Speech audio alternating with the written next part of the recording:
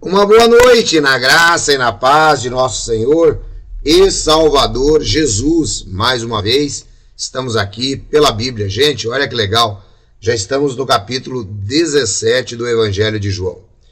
E eu tenho certeza que esses estudos que nós temos trazido aqui têm ajudado a todos vocês. Você poderá ter aí na sua playlist completo todos os capítulos do Evangelho de João. Bom, última vez nós trabalhamos até o versículo 4, né? O capítulo 17, e agora a gente vai continuar. Está escrito assim: E agora, Pai, glorifica-me em tua presença com a glória que tinha contigo antes que o mundo existisse. Manifestei teu nome aos homens que me deste do mundo. Eram teus e o destes a mim, e eles guardaram a tua palavra.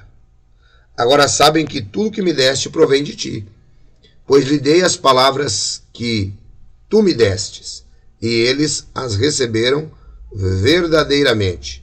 Conheceram que saí de ti e creram que me enviastes. Olha só que interessante. Então agora Jesus, ele começa apresentando aqui o relacionamento dele com o Pai, não é? Notem que ele diz: Pai, glorifica-me na tua presença com a glória que eu tinha antes que o mundo existisse. Aqui nós temos um ponto muito importante.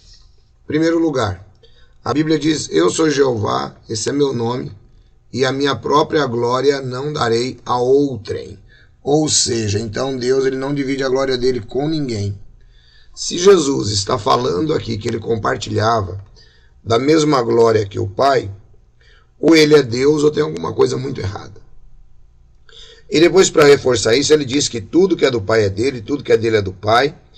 E ele disse que deu as palavras do Pai para que eles conhecessem que ele realmente havia saído do Pai. E aí o texto prossegue: Eu rogo por eles, não rogo pelo mundo, mas por aqueles que me destes, pois são teus. Tudo que tenho é teu, e tudo que tens é meu, e neles sou glorificado. Notem então que Jesus mostra uma intrínseca relação entre ele e o Pai. Tudo que eu tenho é do Pai, tudo que o Pai tem é meu. Ou seja, imagina como é que poderia ser para um mero homem falar isso. Imagina como seria para o maior homem que já viveu, o maior profeta que já viveu. Nós não temos nenhuma escritura na Bíblia que mostra um relacionamento tão íntimo como este, né? Moisés, Abraão, apesar de ser chamado amigo de Deus, jamais, né, trouxe palavras tão contundentes para com a religião judaica como Jesus, indicando assim que ele era de verdade Deus encarnado, o Emanuel, o Deus conosco. E o texto prossegue: Já não permanecerei no mundo por muito tempo, mas eles estão no mundo, e eu vou para junto de ti, Pai, Pai Santo. Guarda-os em teu nome, o nome que me deste, para que sejam um, assim como nós. Estando eu com eles no mundo, guardei-os no nome que me destes. Nenhum deles se perdeu, senão o filho da perdição, para que se cumprisse a Escritura. Notem que agora Jesus, ele diz que quem está nele não se perde. Ele disse: só se perdeu um, porque já estava perdido mesmo, que era o Judas, o filho da perdição. Nunca havia sido predestinado para a salvação, né? Muito pelo contrário, ele próprio escolhe para si um procedimento de destruição. Então, como ele não era salvo, Jesus Cristo diz: ele é o único que se perdeu. Agora eu vou para junto de ti, e digo isto enquanto estou no mundo, para que tenham em si mesmo a medida completa da minha alegria. Dê-lhes a tua palavra, e o mundo os odiou, pois não são do mundo, assim como eu também não sou do mundo. Lembre-se que a palavra mundo aqui, conforme nós já trabalhamos, significa a ordem, né, a qual está debaixo da autoridade do príncipe da potestade, que é Satanás, né? Isso não significa, conforme eu já expliquei também, que Satanás seja o governante deste mundo ou coisa parecida. Não, nada disso.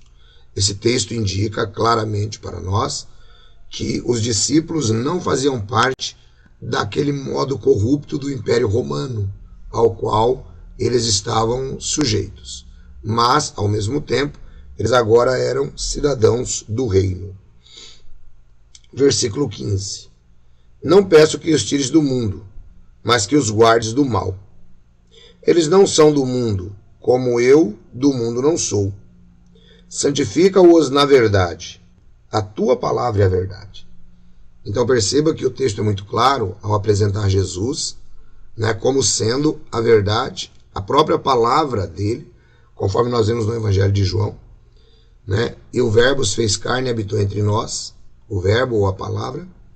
O próprio Jesus, ele diz aqui, santifica-os na tua palavra. A tua palavra é a verdade. O próprio Jesus é a verdade. Eu sou o caminho, a palavra, eu sou o caminho, a verdade e a vida. Ninguém vem ao Pai senão por mim. Portanto, Jesus se apresenta e é apresentado em todo o Evangelho de João como o Logos, ou a palavra de Deus. Então, nós estamos santificados em Cristo Jesus. Assim como tu enviastes ao mundo, também eu os enviei ao mundo. Veja que aqui Jesus mostra o propósito, né? Ele foi enviado pelo Pai, para quê? Para morrer por todos, para que todo aquele que vive não viva mais para si mesmo, mas para fazer a vontade daquele que morreu e foi levantado. Agora ele diz que ele também enviou seus discípulos. Para quê? Para apresentar ao mundo a perspectiva da vida eterna no próprio Senhor Jesus. E ele prossegue dizendo: por eles me santifico a mim mesmo, para que eles também sejam santificados na verdade. Eu não rogo somente por estes, mas também por aqueles que pela tua palavra hão de crer em mim. Então veja que esse versículo 20, ele é muitíssimo importante. Alguns grupos sectários normalmente dizem, olha, mas essas palavras foram ditas apenas para os apóstolos de Jesus. Aplicam-se somente a eles. Não. Veja que o texto aqui ele é muito claro. Eu não rogo somente por estes, mas eu rogo por todos que hão de crer em mim. Então essas palavras aqui que Jesus aplicou aos apóstolos, elas servem para você, elas servem para mim, para todos aqueles que creram em Jesus Cristo como único Senhor e o aceitaram como o Salvador, tá? Então Jesus não rogou só pelos apóstolos. Jesus não deu poder só para os apóstolos, mas para todo aquele que nele crê. Isso corrobora o texto de João, capítulo 3, versículo 16. Deus amou o mundo de tal maneira e deu seu Filho, para que todo aquele que nele crê não seja destruído, mas tenha vida eterna. Todo aquele que nele crê. É isso que é muito importante.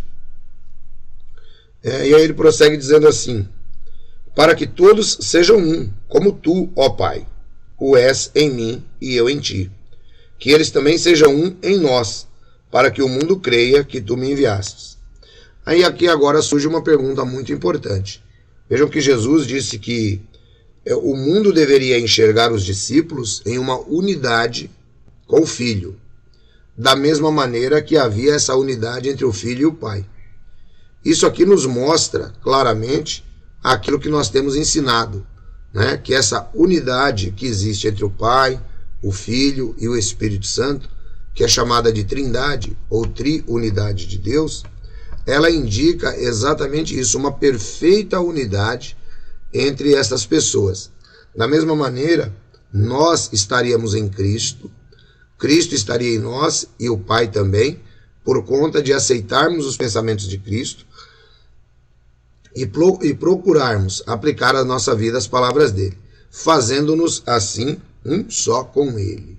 Olha só que legal quando a gente vai entendendo a Bíblia pela Bíblia, não é? E aí ele diz assim, no 22, eu lhes dei a glória que tu me destes, para que sejam um, assim como nós somos um. Né? Então note que Jesus, ele relaciona agora àqueles discípulos a oportunidade de estarem na mesma união com o Pai, através do próprio Senhor Jesus. E veja que ele diz aqui que ele é um com o Pai. Ele é um com o Pai não no sentido de serem a mesma pessoa, mas no sentido de partilharem esta união. E o 23 diz, eu neles e tu em mim, para que sejam perfeitos em unidade, para que o mundo conheça que tu me enviastes e que os amastes como também amaste a mim. Então, gente, não tem que fazer desenho aqui. O texto é muito claro. O texto está mostrando sobre a unidade do Pai e do Filho e a unidade que os discípulos teriam entre si e ao mesmo tempo com o Pai e com o Filho. Pai, quero que onde eu estiver estejam também comigo, aqueles que me destes, para que vejam a minha glória, a glória que me destes, porque me amastes antes da criação do mundo. Pai justo, o mundo não te conheceu, mas eu te conheci, e estes conheceram que tu me enviaste. Eu lhes dei a conhecer o teu nome, e continuarei a fazê-lo, para que o amor com que me amastes esteja neles, e eu neles esteja. Então, veja só que interessante aqui o texto. Jesus ele mostra essa perfeita unidade entre ele, o Pai e os seus discípulos. E é esta unidade que você, que está me assistindo agora, compartilha, uma vez que você aceitou a Jesus Cristo como seu único e suficiente Salvador. Como é fácil entender a palavra de Deus, não é mesmo? Nós não temos tanta dificuldade. Muitas vezes, as pessoas não conseguem compreender simplesmente porque têm os seus olhos como que vendados por um grupo sectário. Mas quando a gente trata a Bíblia apenas pelo que ela é muito mais fácil. Tá bom? Não sai daí não, eu vou trazer para vocês agora, já, um outro vídeo, para que você possa compreender um pouco mais a palavra. O canal Pela Bíblia é muito rico nesse aspecto, e você tem condições de crescer e crescer muito. Então segue com a gente agora aí no outro tema, aproveita, compartilha com mais alguém. Se você ainda não compartilhou, envia para mais alguém, chama para assistir o canal Pela Bíblia. E logo depois nós estaremos juntos no JWR. Tá legal? Deus abençoe todos vocês, um grande abraço, estejam na graça e na paz de Jesus e não esqueçam, todos os dias aqui no canal Pela Bíblia nós temos a nossa palavra de encorajamento diário. Um grande abraço, fiquem todos na graça e na paz de Jesus.